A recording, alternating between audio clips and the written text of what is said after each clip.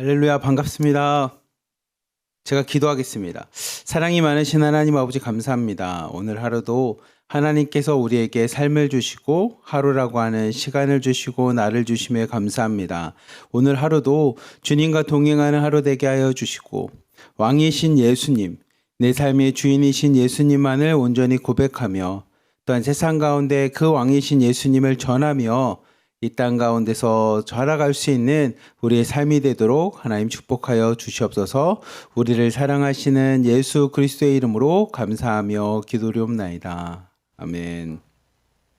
우리 함께 좀 말씀을 보려고 합니다. 오늘 말씀은 마가복음 15장 16장 우리가 함께 읽으려고 하는 말씀을 좀 보려고 합니다. 그래서 제목은 왕이신 예수님이십니다. 왕이신 예수님. 우리가 주일마다 함께 고백하는 사도신경에 보면 이런 말씀이 있습니다. 우리 사도신경 한번 보여주면 그 사도신경에 여기 있습니다. 함께 한번 읽어볼까요? 시작.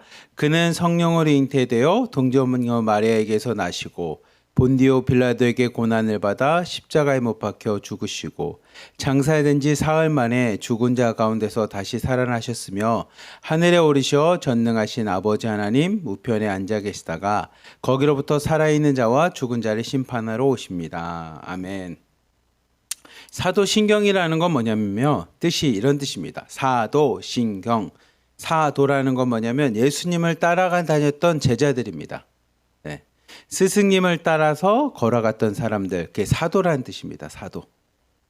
스승님의 길을 따라서 갔던 제자들의 모습이 사도입니다. 그래서 우리가 12사도, 무슨 사도 이렇게 얘기하는 게 사도라는 뜻이고, 신경은 뭐냐면 그들이 믿음으로 고백하는 겁니다. 그들의 믿음의 고백.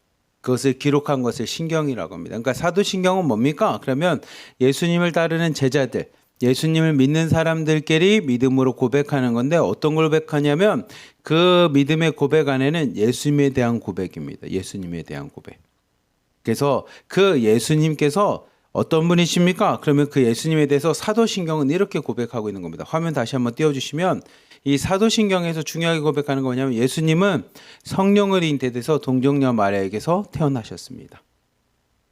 두 번째, 본디오 빌라도에 의해서 고난을 받고 십자가에 못 박혀 죽으셨습니다. 그 다음에 예수님이 죽고 끝난 게 아니라 예수님은 성령에 의해서 태어나셨고요. 빌라도에서 고난을 받고 십자가에서 죽으셨고요. 죽으신 후에 사흘 만에 3일 만에 죽은 자 가운데서 다시 살아나셨습니다. 그러니까 예수님의 탄생과 십자가의 죽음과 그 다음에 다시 부활. 그리고 난 후 예수님은 어떻게 되셨습니까? 하늘에 오르셔 전능하신 하나님의 우편에 앉아서 지금도 우리의 몸에 심판자가 되어주십니다. 살아있는 자와 죽은 자를 심판하러 오십니다. 다시 재림하시고 우리의 생명, 구원을 주시는 하나님의 심판자이십니다 라고 하는 분명한 신앙 고백이 이 사도신경에 의해서 우리에게 고백되어지는 겁니다. 근데 제가 사도신경 중에 화면을 보면 노랗게 되어져 있는 부분이 글씨가 있는데 그 뭐냐면 본디오 빌라도에게 고난을 받았다라는 겁니다. 본디오 빌라도에게 고난을 받았다. 요 이야기를 오늘 마가복음 15장 16장이 우리에게 전해주고 있습니다. 우리 함께 마가복음 15장 1절부터 3절까지 말씀 같이 한번 읽어보도록 하겠습니다. 시작.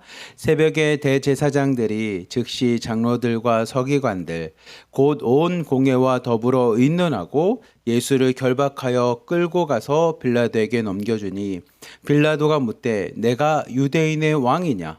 예수께서 대답하여 이르시되 내 말이 옳도다 하시매 대제사장들이 여러 가지로 고발하는지라. 아멘.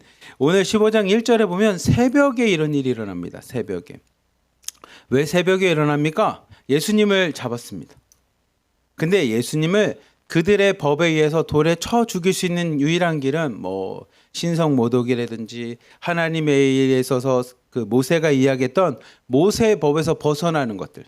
간음하다 잡혔습니다. 뭐하다 잡혔습니다. 이런 게 아니면 우리가 이제 돌을 가지고 쳐 죽이는 것처럼 사람을 특별히 죽일 만한 사형제도가 없는 거예요. 그러니까 그들이 무엇을 하냐면 예수님을 잡아놓고 그들이 돌을 쳐 죽이거나 뭐하면 사람들이 막 폭동이 일어나거나 아니면 예수님을 따르는 수많은 무리들이 있으니 그들이 할 수가 없어서 무엇을 이용하냐면 로마의 법을 이용하려고 합니다. 그래서 그들이 새벽에 예수님을 가서 고발을 하는 겁니다. 아마 밤새도록 예수님을 잡아놓고선 씩씩거리면서 막 죽일 방법을 찾고 있지 않았을까 이렇게 생각합니다. 그래서 새벽에 법정이 열리자마자 예수님을 데리고 끌고 가서 고발을 합니다. 그 고발하는 내용이 뭐냐면 이 빌라도라고 하는 당시 총독에게 넘겨주고 나서 예수님이 당시에 로마의 황제가 다스리는 이 시대에 자신이 유대인의 왕이라고 합니다라고 하는 정치적인 이유로 예수님을 고발합니다. 참 웃기죠. 왜냐하면 대제사장들과 서기관들, 화면 한번 15장 1절부터 3절 다시 한번 떼어주시면 새벽에 대제사장들과 장로들과 서기관들이 예수님을 결박해서 끌고서 빌라도에게 넘겨주면서 그 제목을 뭐라고 하냐면 유대인의 왕이라고 했습니다 라는 뜻입니다. 유대인의 왕이라고 했습니다. 다른 말로 하면 우리는 로마 황제를 섬기고 로마 황제가 우리의 왕이어야 되는데 이 예수님이 유대인의 왕이라고 했어요 라고 고자질하듯이 넘긴 겁니다. 근데 왜 제가 여러분들에게 웃기고 재밌냐라고 하면 대제사장들과 장로들과 서기관들은 로마의 황제를 섬기는 사람이 아니라 이 사람들은 누굴 섬기는 겁니까? 그러면 성경에 등장하는 하나님을 섬기는 사람들인데 이들이 예수님을 넘길 때는 참 인간적으로 질투와 아니면 예수님의 말씀 앞에 자신들의 부끄러운 모습이 등장해서 그런지 예수님을 유대인의 왕이라는 이름으로 예수님을 넘깁니다. 근데 이 모습을 보면 우리 입장에서 보면 성경 말씀이 2000년 전에 써진 말씀 보면 그 당시 사람들은 이 종교 지도자들은 왜 이렇게 편협할까? 왜 이렇게 사람이 옹졸할까? 뭐 이렇게 생각할 수 있지만 우리 인간의 모습은 이런 모습입니다. 내가 신앙생활을 하고 믿음 생활을 하고 하나님을 열심히 믿는다고 하지만 내 안에 주님이 안 계시면 내 옆에 있는 사람의 신앙생활 잘하고 내 옆에 있는 사람이 성령이 충만하고 내 옆에 있는 사람이 은혜 받는 모습을 우리는 생각보다 잘 못 받아들이는 게 우리의 모습입니다. 대제사장들과 장로들과 서기관들이 예수님께서 이 땅에 오셔서 하나님의 말씀을 증거하고 많은 사람들에게 성령의 세례를 주고 병자를 고치고 복음을 증거하는 이 모습을 그들이 받아들이기가 어려웠어요. 왜 어렵습니까? 그들 안에 주님이 없으니, 그들 안에 믿음이 없으니, 그들 안에 살아계신 하나님이 함께하지 못하니 그들의 모습은 뭐냐면 그 은혜 받는 아니면 그렇게 하나님의 말씀을 전하는 예수님을 없애는 게 그들의 삶의 목표가 되어버렸습니다. 근데 그게 우리의 모습도 동일합니다. 내 안에 주님이 안 계시면요, 다른 사람이 은혜 받고 다른 사람이 방언하고 다른 사람이 신의 은사가 일어나고 다른 사람이 이런 것들을 우리 안에는 받아들이기 참 어렵습니다. 그리고 그 사람의 꼬투리를 잡고 싶어요. 근데 그 꼬투리가 뭐가 됩니까? 그러면 이 모습과 똑같은 겁니다. 예수님을 뭐라고 넘기냐? 유대인의 왕이라고 했어요 라고 넘기는 겁니다. 참 유치하게 넘기는 거예요. 자신들은 왜 로마 황제가 당시에 많은 사람들에게 내가 신의 아들이다, 내가 세상을 지배한다라고 하면서 로마 황제를 신처럼 섬겼는데 대제사장들과 장로들과 서기관들은 믿음으로 그들이 갖고 있는 직책으로는 황제를 섬기면 되지 않고 하나님을 섬겨야 될 사람들이 예수님을 넘길 때는 로마 황제가 있는데요, 예수님의 유대인의 왕이라고 했으라고 하는 이 말도 안 되는 핑계를 가지고 예수님을 넘기게 됩니다. 그리고 여러 가지를 막 고발합니다. 근데 빌라도가 그 고발하는 얘기를 들어보니 자신이 생각할 때는 이 고발이 말이 안 되는 것들이나 아니면 시기 질투 때문에 라는 것을 좀 알게 돼요. 우리 함께 4절부터 5절 말씀 같이 한번 읽어봅시다. 시작. 빌라도가 또 물어 이르되 아무 대답도 없느냐?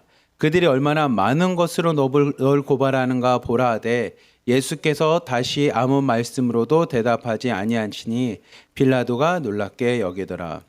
아멘. 빌라도가 이야기를 쭉 듣다 보니까 예수님에 대한 고발이 자기 입장에서 자기가 재판할 만한 게 아니라는 걸 알게 됐어. 그러니까 예수님한테 계속 묻습니다. 아니 그거 왜 여러 가지 고발들이 있는데 왜 대답을 하지 않냐라는 겁니다. 왜 예수님한테 그게 아니다라고 나한테 얘기하지 않냐라는 겁니다. 더 할 말이 없냐라는 겁니다. 근데 예수님께서는 더 이상 대답을 하지 않으십니다. 성경을 여러분이 마가복음 15장을 딱 읽어보면 이 대제사장들과 장로들과 서기관들이 예수님을 그 빌라도에게 고발하면서 유대인의 왕이라고 했어요. 로마 황제가 있는데 예수님이 자신을 유대인의 왕이라고 했습니다. 반역한 겁니다. 마치 뭐랑 똑같냐면 북한에 있는 노동당이 있고 뭐가 있는데 이 사람이 자신이 이 땅의 최고의 수령이래요. 뭐 위대한 원수래요. 뭐 이렇게 고발하는 것처럼 이렇게 고발이 된 겁니다. 근데 예수님이 그 빌라도가 내가 진짜 유대인의 왕이냐라고 봤을 때 예수님께서 내 말이 옳도다라고 하는 대답을 합니다. 내 말이 옳도다. 그러니까 우리는 인간적으로 예수님을 고발하기 위해서 사람들이 예수님을 유대인의 왕이라고 얘기했지만 예수님께서는 믿음 안에서 이야기를 합니다. 맞다. 내가 이 땅에 왕으로 온 자다라는 뜻을 우리에게 보여주십니다. 그리고 나서는 아무런 말씀을 하지 않으십니다. 마가복음 15장에서의 예수님은 그래서 다른 얘기가 없습니다. 딱 하나입니다. 뭡니까? 이 땅에 왕으로 오신 분이십니다. 다른 말로 하면 우리의 왕으로 오셨습니다. 좀 더 오늘날 우리말로 하면 우리의 주인 되시고요. 우리의 삶의 목적이 되어주시고요. 우리의 생명으로 이 땅에 오신 예수님이십니다. 그래서 빌라도가 어떤 것들, 세상의 것들, 수많은 고발들, 수많은 이야기를 했을 때 예수님이 대답하지 않으십니다. 예수님의 유일한 대답은 딱 하나였습니다. 내 말이 옳도다.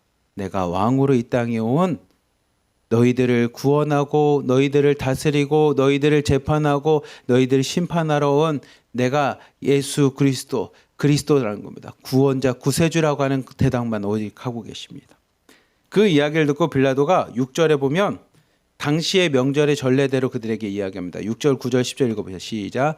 명절이 되면 백성들이 요구하는 대로 제수한 사람을 놓아주는 전례가 있더니 빌라도가 대답하여 이르되 너희는 내가 유대인의 왕을 너에게 놓아주기를 원하느냐 하니 이는 그가 대제사장들이 시기로 예수를 넘겨준 줄 알미러라. 아멘. 이 당시에 명절이 되면 죄수 한 명을 놓아줍니다. 우리로 따지면 이 남조선 땅에 이 조선 땅 그다음에 우리 한국 땅에서는 광복절 특사 무슨 특사라는 게 있습니다. 특별히 그들의 죄를 사감해 주는 게 있습니다. 그래서 이렇게 명절이 되면 명절에 한 명을 놓아주는 이 전례가 있어서 많은 사람들에게 물어봅니다. 내가 유대인의 왕을 내어주냐? 그래서 여러분 잘 보시면 마가복음은 예수님을 십자가에 못 박기 위해서 대제사장들과 장로들과 서기관들이 유대인의 왕이래요라고 하면서 유치하게 이야기한 것처럼 시기하듯이 이야기하는 그 유대인의 왕을 마가복음은 계속적으로 예수님에 대해서 등장을 합니다. 예수님은 왕으로 오셨습니다. 비록 지금 마가복음 15장에 예수님이 십자가를 지기 위해서 신문당하고 고문당하고 판단받는 것 같지만 예수님은 누구십니까? 왕으로 오신 분이십니다라는 것을 성경은 계속 알려주고 있습니다. 그래서 빌라도를 통해서 또다시 등장을 합니다. 내가 명절이 되면 한 명 놓아주는 사람이 제도가 있으니 누구를 놓아줄까? 너희들이 말하는 유대인의 왕 이 예수님을 놓아주면 되겠니? 라고 물어봅니다. 왜냐하면 10절 말씀처럼 이 빌라도가 10절 한번 띄워주시면 빌라도가 대제사장들이 시기로 질투로 예수님을 넘겨준 줄 자기도 알았어요. 이야기를 해보니 예수님의 이야기를 들어보고 상황을 쭉 정황을 살펴보니 예수님은 죄가 있어서 넘어온 것이 아니라 시기 질투 때문에 넘어왔구나라는 것을 알게 됐어요. 그래서 많은 사람들에게 유대인의 왕인 예수님을 놓아줄까라고 이야기를 합니다. 근데 이 대제사장들이 예수님을 얼마나 시기했으면 예수님을 죽이고 싶었으면 그들이 뒤에서 다른 꿍꿍이를 합니다. 11절부터 13절 말씀 같이 읽어봅시다. 시작.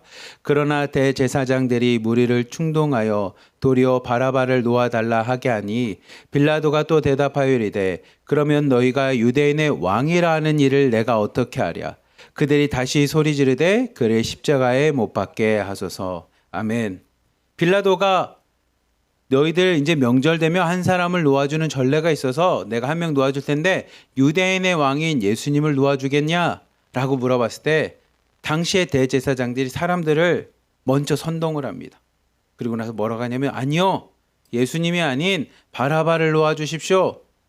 라고 하면서 당시에 잡혀있던 죄수 중에 한 명으로 바꿉니다. 근데 그때 다시 빌라도가 이 당시의 유대인들에게 질문합니다. 그렇다면 유대인의 왕이라고 하는 예수는 어떻게 하겠냐? 여러분 마가복음 계속 예수님에 대해서 뭐라고 표현되어 있냐면 유대인의 왕이라고 하는 표현을 계속 씁니다. 유대인의 왕.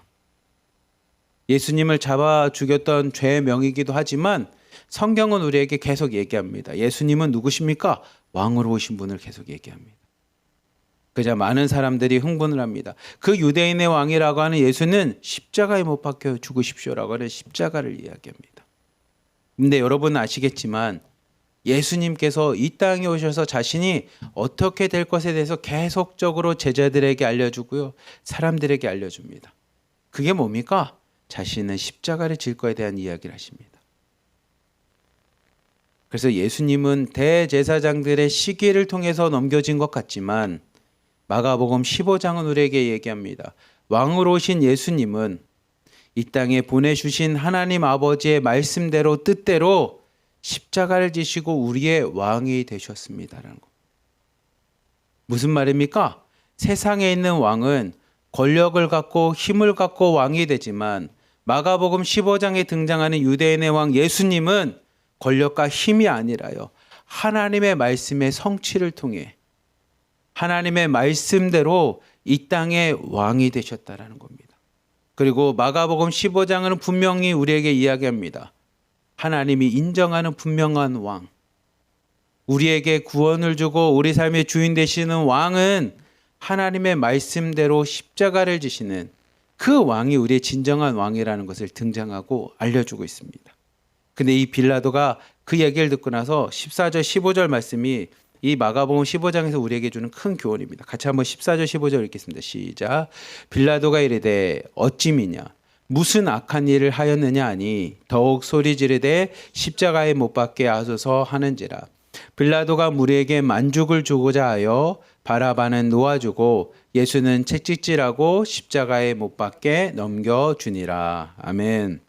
빌라도가 이 사람들에게 이야기합니다. 아니 내가 아무리 생각할 때 상황상 정황상 예수님은 시기를 통해서 질투 때문에 넘겨졌는데 그러면 왜 너희들은 예수를 그렇게 십자가에 못 박혀 죽으려고 하냐? 어찌미냐라는 질문을 하자 많은 사람들이 막 계속 흥분하면서 예수님을 십자가에 못 박으십시오 막 이렇게 흥분돼 있고 선동돼 있는 상태입니다. 그때 15절 말씀이 우리에게 큰 깨달음을 줍니다.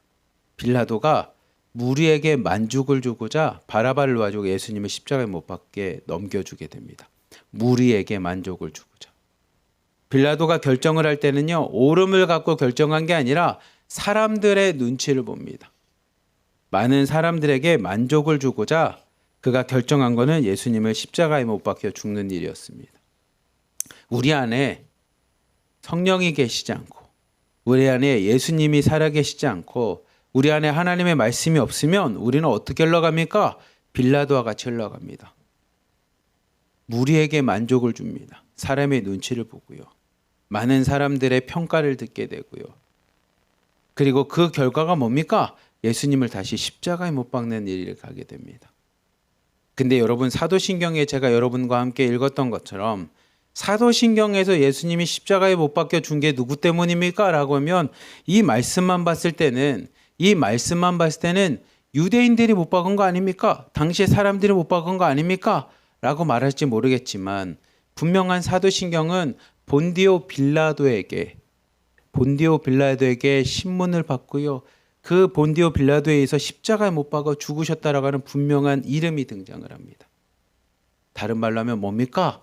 내 안에 사람의 만족을 보고요. 사람들의 눈치를 보고요. 사람들에 의해서 내가 신앙생활할 때 우리는 뭐가 됩니까? 본디오 빌라도와 같이 예수님을 십자가에 다시 못 박는 그런 자가 됩니다. 나중에 다른 복음서를 보면 이 빌라도가 손까지 씻어요. 그럼 나는 이 일에 있어서 더 이상 아무런 죄가 없습니다라고 손까지 씻고 그러면 유대인들 너희들이 다 죄를 짊어질 거야까지도 얘기하지만 사도신경을 통해서 우리가 고백되어지는 건요. 누구에 의해서 신문을 받고 죽으셨습니까? 본디오 빌라도입니다. 왜 그렇습니까? 자신이 알지만 하나님의 말씀을 알지만 그 말씀을 알면서도 그 말씀대로 행하지 않고 사람들을 보며 사람들의 눈치를 보며 사람들의 만족을 보면서 생활하는 사람에 의해서 죽으셨다라고 하는 것에 대해서 사도신경에서 고백하는 것처럼 우리 역시 마찬가지입니다. 이 말씀을 두려운 마음으로 여러분 마음에 새겼으면 좋겠어요. 내 안에 하나님의 말씀이 없고 내 안에 예수님의 이름이 없고 내 안에 성령이 없는 자에게는 그 믿음 생활하는 것 같지만 사람의 눈치를 보면서 신앙생활하는 사람의 모습은 뭐랑 같습니까? 본디오 빌라도의 모습과 같습니다.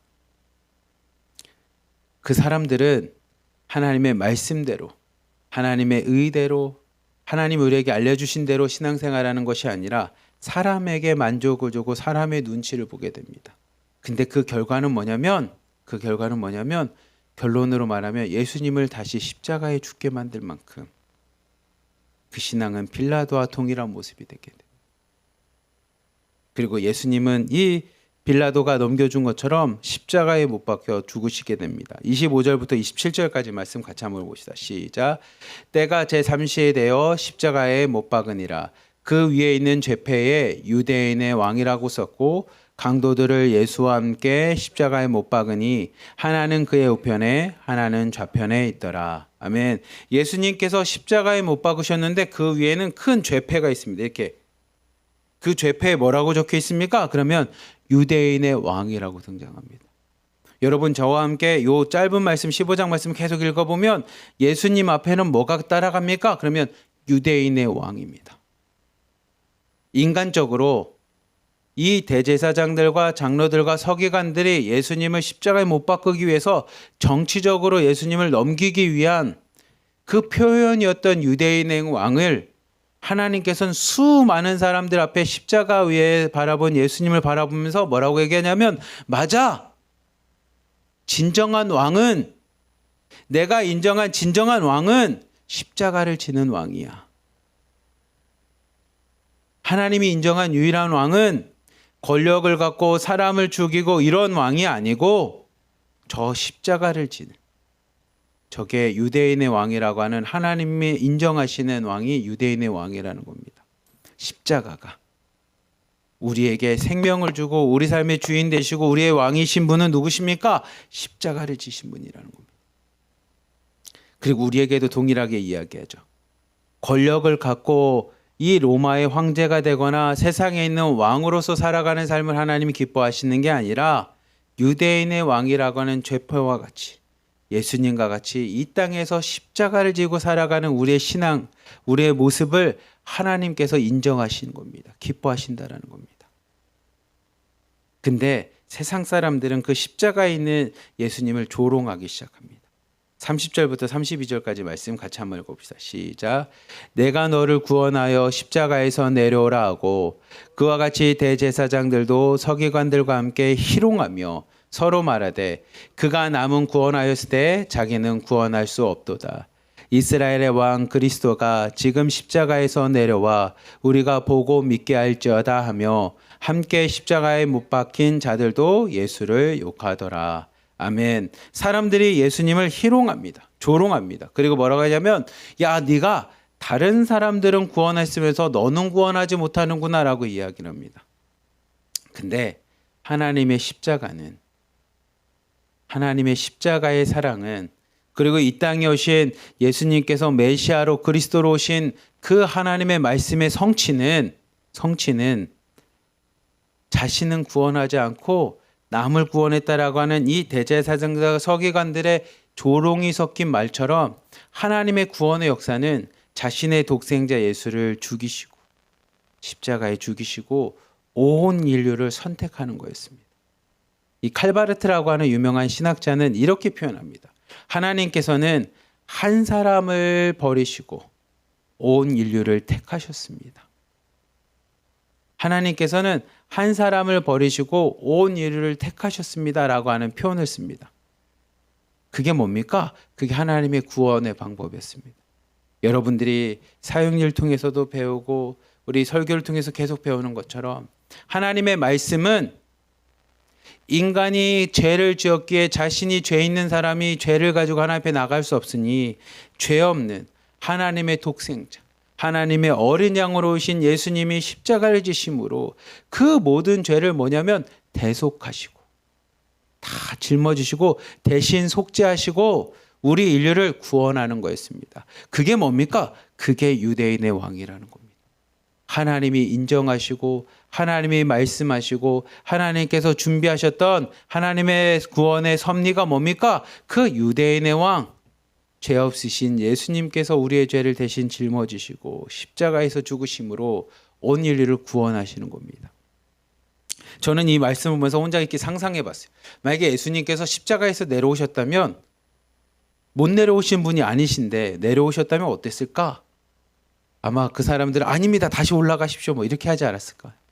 왜냐하면 우리가 구원받을 수 있는 길은 예수님이 십자가에 내려와서 세상의 왕과 같이 우리를 다스리는 게 아니라 유대인의 왕으로, 이 땅의 주인으로 우리의 죄를 위해서 십자가에 죽으심으로 우리를 구원하셨던 하나님의 사랑의 완성이 십자가에서 이루셨기에 아마 그들은 십자가에 내려온 예수님을 감당할 수 없었을 겁니다.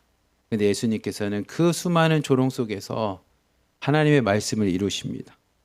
그리고 이 마가복음에서는 그 예수님께서 십자가에서 이렇게 고백하십니다. 33절 34절 말씀 같이 한번 읽어봅시다. 시작. 제 6시가 되매 온 땅에 어둠이 임하여 제 9시까지 계속하더니 제 9시에 예수께서 크게 소리 지르 이르되 엘리 엘리 라마 사박다니 하시니 이를 번역하면 나의 하나님 어찌하여 나를 버리셨나이까 하는 뜻이라. 아멘. 예수님께서 십자가를 지시고 십자가에서 마지막으로 하나님께 가시기 위해서 7가지 말씀을 하십니다. 그래서 십자가 위에서 행하셨던 예수님의 말씀이라고 해서 가상칠언이라고 우리가 이야기합니다. 십자가 위에서 7가지의 말씀을 하셨습니다. 마가복음에 등장하는 그 가상칠언 중에 하나가 뭐냐면 엘리 엘리 라마 사박단입니다. 그 뜻은 뭐냐면 예수님께서 하나님 앞에 부르짖습니다. 나의 하나님 어찌하여 나를 버리셨습니까? 어찌하여 나를 버리시고 이 백성을 택하셨습니까? 라고 하는 예수님의 고통이 섞인 말씀을 하십니다. 근데 그 모습을 이 마가복음 15장에서 뭐라고 얘기하냐면 그게 유대인의 왕이랍니다. 우리에게 적용하면 그게 예수님을 믿는 제자의 삶이라는 겁니다. 그게 하나님을 섬기는 자녀의 삶이라는 겁니다. 아니면 우리 화면을 보면서 같이 이야기하는 것처럼 그게 팀장의 삶이고 실장의 삶이라는 겁니다. 엘리 엘리 라마 사박다니와 같이 하나님 왜 이렇게 괴롭게 나를 버리셨습니까? 나에게 이런 고통을 줍니까? 나에게 이런 고통을 줘서 사람들을 이렇게 구원하게끔 만드셨습니까? 이런 고백입니다. 저희가 수요일날 예배 마치고서 나눔을 하는데 저희 방에서도 이제 같이 나눔하다 보면 한 분이 이렇게 좀 화가 나셨어요. 속상하셨어요. 왜 화가 나고 속상하셨습니까? 라고 물어보면 이런 겁니다. 내가 열심히 전도했습니다. 그래서 그럼 언니 나도 그러면 하나로됨 들어가고 예수님 열심히 믿을게. 그래. 근데 우리는 만만하게 보면 안 돼 하면서 이렇게 전도를 했대요. 그래서 그분이 나도 그럼 언니처럼 가서 할게 하고서 하기로 했는데 다 하고서 이제 같이 신앙생활 하려고 했는데 갑자기 아유 언니요 내가 시어머니가 그런 거 하는 거 아니라고 그래서 시어머니 때문에 내가 못 가게 되었어 그러면서 이렇게 안 하게 했대요. 자기가 열심히 전도했는데 시어머니 때문에 같이 하나로 드림도 못하고 그가 예수님을 믿지 못하는 모습 보고 이렇게 화가 막 났어요. 다 되고 같이 신앙생활 하려고 했는데 이랬습니다. 하면서 이렇게 씩씩거리면서 갑니다. 근데 이제 많은 분들이 그 얘기 듣고 뭐라고 얘기하냐면 아이고 그래도 기도합시다. 또 그 사람이 올 텐데 우리 같이 기도하면서 준비합시다라고 이제 위로를 합니다. 근데 여러분들이 보시면 알겠지만 전도도 해보시고 같이 신앙생활 해보시고 실장님도 돼보시고 팀장님도 돼보면 이 모세의 마음과 같이 하나님 내가 이들의 보호자입니까? 내가 이들의 부모입니까? 왜 나 이렇게 괴롭게 합니까? 라고 모세가 외쳤던 것처럼 아니면 예수님께서 엘리 엘리 라마 사박단이 외친 것처럼 실제로 많은 사람들의 영혼의 구원을 위해서 그들이 하나님 앞에 신앙의 성숙을 위해서 우리가 경험하고 가꿔야 될 게 참 많이 있습니다. 세상의 왕은 그런 일이 없습니다. 세상의 왕은 내가 중심이 되니까. 근데 마가복음 15장에서 유대인으로 오신 예수님의 모습을 보면서 하나님이 인정하는 진정한 왕은 위에서 군림하는 게 아니라 예수님과 같이 고통 속에서도 영혼들의 구원을 위해 한 사람이라도 주님의 이름을 부르짖고 구원받기 위해 자신을 십자가에 내어놓는 모습입니다. 그래서 마가복음 15장은 계속적으로 예수님을 유대인의 왕이라는 것을 갖고 표현을 합니다. 그 예수님께서 이렇게 엘리레 엘리라바 사박단이라고 하면서 그 부르짖음과 고통 속에 있을 때 그 예수님의 모습을 보고 예수님이 진정한 하나님의 아들이시구나, 진정한 구원자시구나라고 하는 고백이 마가복음 15장에 등장합니다. 근데 그 고백이 참 놀라운 고백입니다. 우리 마가복음 15장 37절부터 39절 말씀 같이 한번 읽어봅시다. 시작. 예수께서 큰 소리를 지르시고 숨지시니라. 이에 성소 휘장이 위로부터 아래까지 찢어져 들이대니라. 예수를 향하여 섰던 백부장이 그렇게 숨지심을 보고 이르되 이 사람은 진실로 하나님의 아들이었도다 하더라. 아멘. 예수님께서 큰 소리를 지르시고 십자가에서 죽으십니다. 근데 그 십자가에서 죽으셨을 때 어떤 현상이 일어납니까? 이 성소에 있는 휘장이 위에서부터 아래로 쭉 찢어집니다. 휘장이 뭡니까? 그러면 휘장은 성소 안에 지성소라고 하는 하나님의 영이, 하나님의 말씀이 거하는 곳, 그리고 이곳에서는 제사를 지내면서 사람들이 제사장들과 함께 제사를 지내면서 자신의 죄를 씻는 이 사이를 나누는 게 휘장이었습니다. 근데 그게 위에서부터 아래로 찢어졌습니다. 다른 말로 하면 우리가 하나님께로 나갈 수 있는 길이 생겼습니다. 예수님께서 십자가의 죽으심으로 하나님께서 자신의 독생자인 예수님의 죽으심 대속을 받으시고 우리가 하나님께 나갈 수 있는 길이 열렸습니다. 그게 뭡니까? 그게 우리에게 예수 그리스도라는 고백입니다. 예수님을 통해서 우리가 구원에 이르는 길이 생겼습니다. 예수님을 통해 하나님께 나갈 수 있게 되었습니다.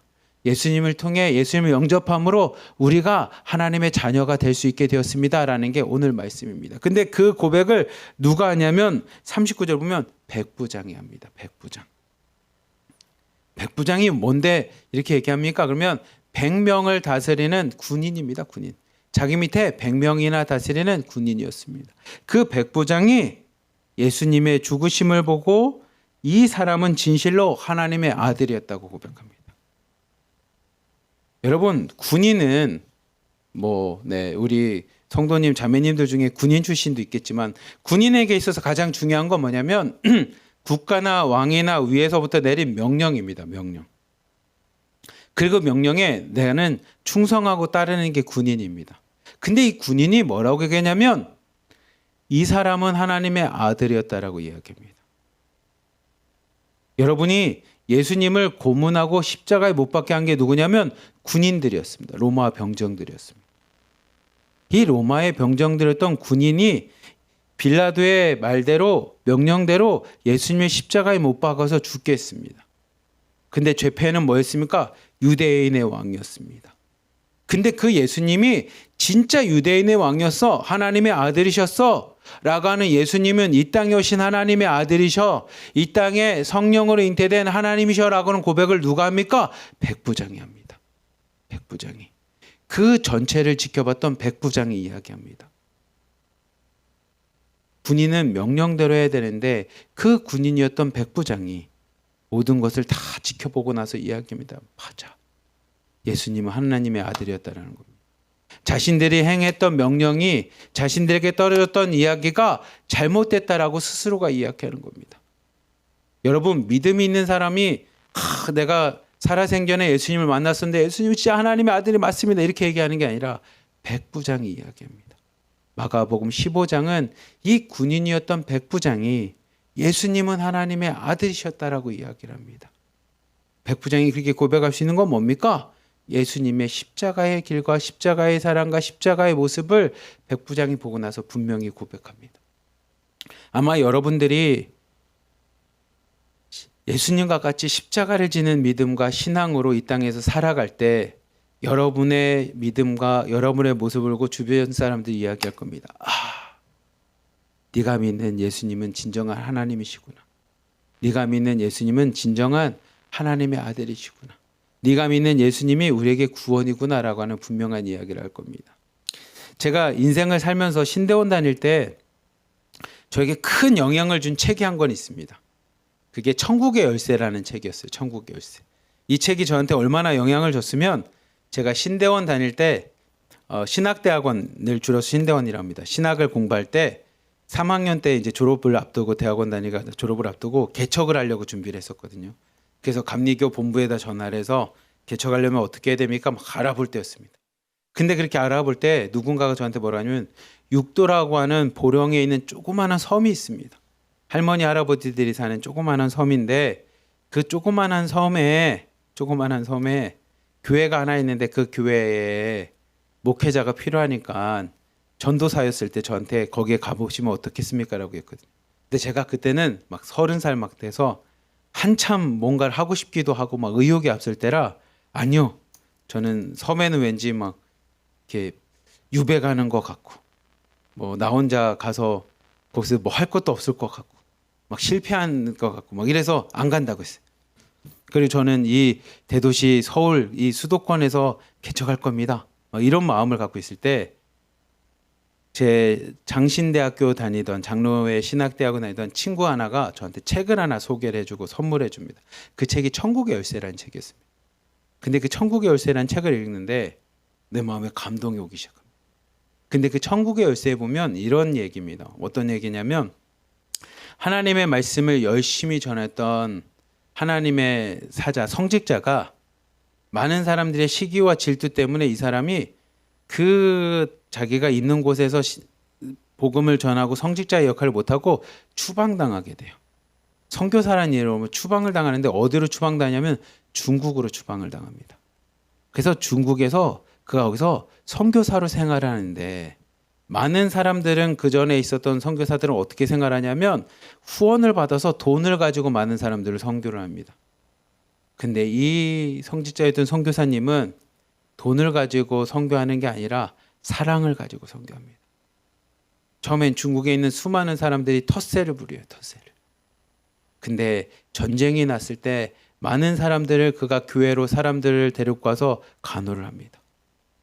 그리고 여러 가지로 비가 많이 오고 뭐 피해가 있을 때 사람들에 가서 그들이 같이 생활합니다. 그리고 이 선교사님 이제 나이가 많아서 더 이상 그곳에 있을 수가 없어서 다시 본국을 가게 되었을 때 이 선교사님을 가장 괴롭혔던 중국의 부자가 하나 있었어요. 이 부자가 선교사님에게 옵니다. 그리고 뭐라고 고백하냐면 형제여라는 말을 씁니다. 책에서 형제여. 선교사님이 놀라서 이렇게 쳐다보니까 뭐라고 말하냐면 형제, 당신이 진짜 이 땅에서 행하신 모습을 보니 당신은 우리의 형제입니다. 나의 형제입니다. 그리고 형제가 믿는 하나님은 이제 나의 하나님입니다. 왜냐하면 당신과 내가 형제가 되었기에 당신의 하나님이 나의 하나님이십니다. 라고 하면서 이 부자가 선교사님을 가장 많이 괴롭혔던 이 부자가 선교사님의 믿음과 신앙과 사랑을 통해 마지막에 고백한 게 그거였습니다. 형제요. 당신이 형제이니 형제가 믿는 하나님은 나의 하나님이십니다. 근데 제가 그 장면을 보고 너무 감동을 받았어요. 그러고 나서 다시 육도에 대한 이야기를 들었을 때 그럼 제가 가겠습니다 하면서 이제 육도를 가게 된 책이 그 책이었는데 이 백부장이 똑같은 모습입니다.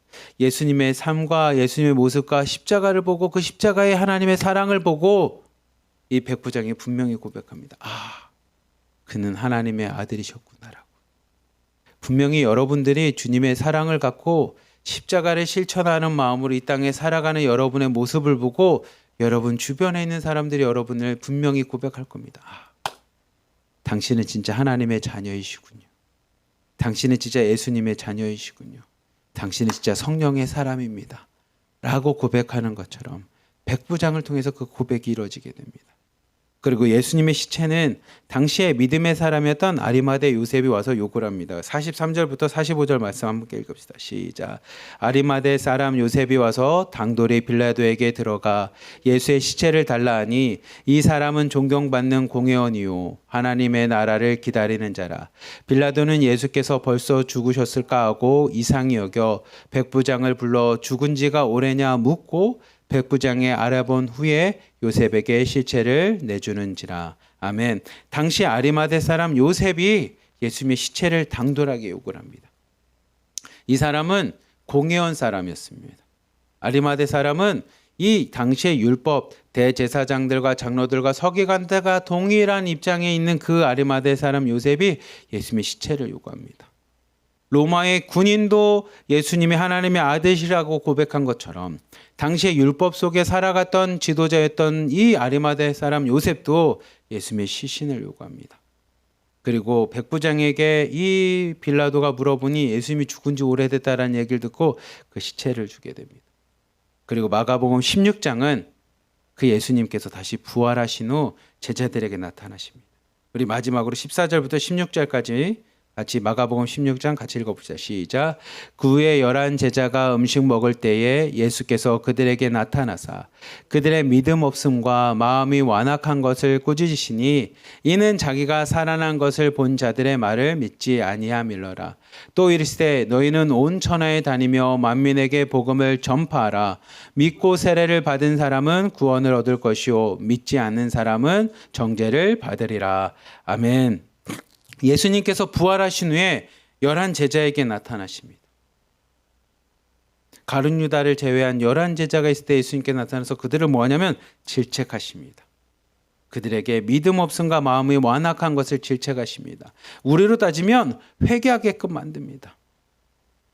예수님이 살아계셨음을 듣고도 그것을 받아들이지 못하는 그들의 모습을 보고 그들을 질책하십니다. 아마 오늘 우리에게도 기도를 통해서 하나님 앞에 나가면서 우리 마음에 질책을 줄 수 있습니다. 우리의 완악함을 가지고. 근데 저는 15절 말씀이 이게 참 우리에게 은혜가 됩니다. 15절 말씀을 보면 또 이르시되 너희는 온 천하에 다니며 만민에게 복음을 전파하라. 아멘. 왜 이게 은혜가 됩니까? 그러면 예수님을 십자가에 못 박는 게 우리의 모습이죠. 왜냐하면 우리는 완벽하지 않고 죄악이죠. 우리 안에는 죄가 있습니다. 사람을 보게 되고요. 그다음 매일 성령 충만한 게 아니라 아직도 내 자아가 큽니다. 우리의 감정이 앞섭니다. 자존심이 앞섭니다. 그래서 뭐가 있으면 우리는 십자가를 지기보다는 그냥 로마의 황제가 되고 싶을 때가 많습니다. 근데 그런 우리의 모습을 예수님께서 말씀을 읽음으로 예배를 드림으로 찬양을 하며 기도하면서 우리를 질책하듯이 우리에게 깨닫게 하십니다. 근데 깨달은 자, 하나님 앞에 다시 한번 회개하고 하나님께 돌아온 자들, 우리말로 하면 주님의 자녀가 되고 구원받은 백성이 되고 기독교인 하나님을 믿는 성도가 되었을 때 하나님이 우리에게 주시는 명령은 15절 말씀처럼 너희는 온 천하에 다니며 만민에게 복음을 전파하는 겁니다. 만민에게 복음을 전파하라는 만민은 세상 가운데 나아가서 복음을 전파하라는 겁니다. 주님께서 우리에게 말씀하시는 명령입니다. 오늘 이 마가복음 15장 16장을 통해서 유대인의 왕으로 오신 예수님, 그리고 우리에게도 동일하게 십자가의 삶을 사는 것이 구원이라고 하는 것을 깨닫게 해주신 예수님께서 우리에게 이야기하시는 건 우리 가운데 죄악, 완악함, 우리 가운데 하나님의 말씀에서 믿지 못하고 여전히 세상에 있는 로마의 황제와 같이 되려가는 우리를 주님께서 말씀을 통해서 질책하십니다. 그게 하나님이 원하는 삶이 아니야.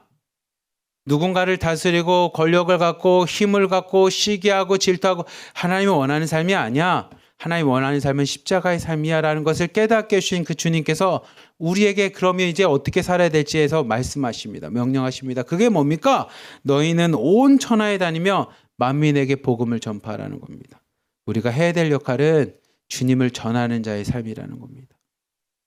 저희가 하나로 드림교회가 여러분들에게 계속 얘기하는 9월과 10월은 전도와 선교의 달입니다. 그래서 전도합시다라는 게 우리가 하나로 드림의 수를 많이 늘리고 싶습니다. 하나로 드림의 많은 사람들 와서 우리가 막 200명, 300명 아니요. 저희가 그걸 원하는 건 아닙니다.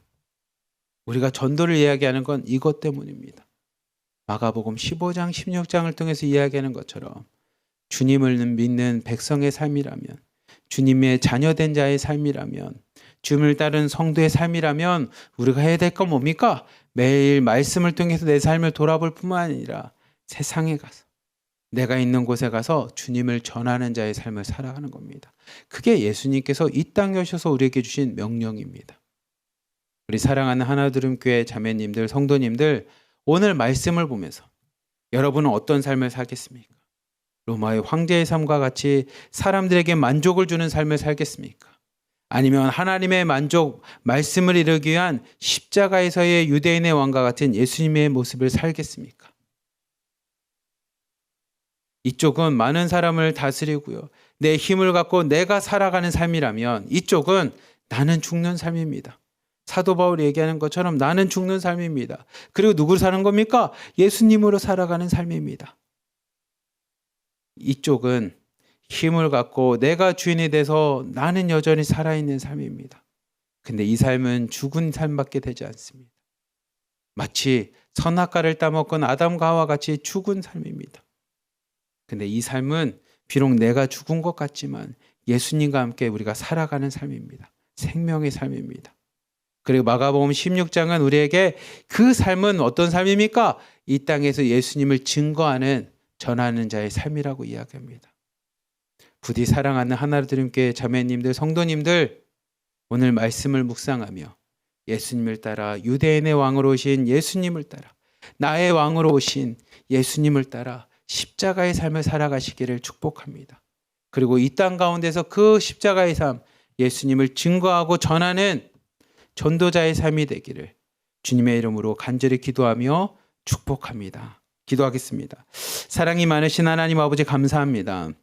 오늘 말씀과 같이 이 땅에 왕으로 오신 예수 그리스도를 바라보며 그 예수님의 말씀대로 삶대로 또한 예수님이 가르쳐 주신 진리대로 이 땅 가운데 십자가의 삶을 살아가고 이 땅 가운데서 그 말씀대로 하나님의 자녀가 되는 삶을 꿈꾸며 소망하며 그 길을 걸어갈 수 있도록 오늘 하루도 우리와 함께하여 주시며 그 삶을 살아갈 때 지치지 않도록 주의 성령으로 함께하여 주시고 이 땅 가운데서 우리의 완악한 모습들과 내 자아가 깨지지 못했던 모습들이 있다면 하나님 질책하여 주시사 말씀으로 세워주시고 사도 바울의 고백과 같이 예수님과 함께 십자가에 못 박고 예수님과 함께 십자가에서 살아날 수 있는 하나님 복음의 삶이 될 수 있도록 하나님 우리의 삶을 축복하여 주시옵소서. 그리고 더 나아가 세상 가운데 우리가 살아가는 삶 가운데서 그 예수 그리스도를 증거하며 전할 수 있는 하나님 전도자로 세상 가운데 나가서 예수 그리스도의 이름을 선포할 수 있는 하나님 주의 이름을 전하는 자로 하나님 이 땅 가운데 살아갈 수 있도록 우리의 입술을 주장하여 주시옵소서. 우리를 사랑하시는 예수 그리스도의 이름으로 감사하며 기도드리옵나이다. 아멘. 우리 마지막으로 찬양 나의 등 뒤에서 함께 찬양하면서 하나님 오늘 하루도 세상의 왕의 삶이 아닌 십자가의 삶을 살겠습니다. 믿음으로 주님과 함께 동행하겠습니다. 우리 함께 고백하며 찬양하겠습니다.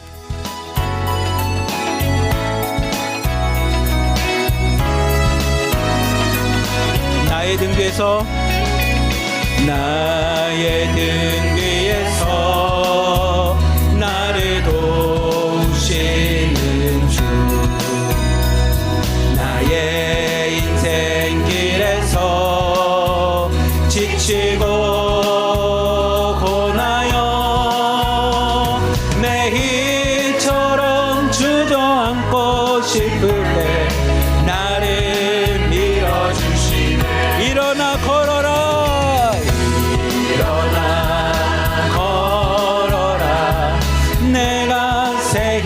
주리니 일어나 너 걸어라 내 너를 도우리. 나의 등 뒤에서 나를 도우시는 주 평안히 길을 갈 때 평안히 길을 갈 때 보이지 지치고 고나여 넘어질 때면 다가와 손 내미시네. 일어나 걸어라 일어나 걸어라 내가 새 힘을 주리니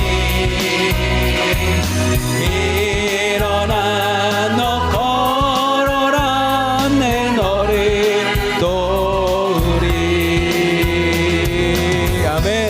주님 오늘도 말씀을 보며 십자가를 지신 예수님을 따라 십자가의 삶을 살겠습니다. 그러니 이 찬양처럼 나에게도 말씀하여 주시옵소서. 나에게도 다가오셔서 하나님의 말씀 가운데 말씀하여 주시옵소서. 믿음으로 일어나 걸으라고 오늘도 나를 깨워주시옵소서. 뒤에서 나를 도우시는 때 때때로 뒤돌아보면 여전히 계신 주 잔잔한 미소로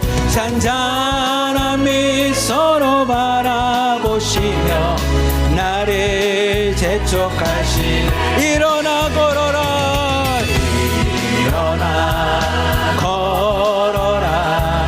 내가 새 힘을 주리니 일어나 너 걸어라 내 노래도 우리 한 번 더 고백합시다. 일어나 걸어라 내가 새 힘을 주리니 아멘. 일어나 너 걸어라 내 너를 도우리 주님이 말씀하십니다. 내 너를 도우리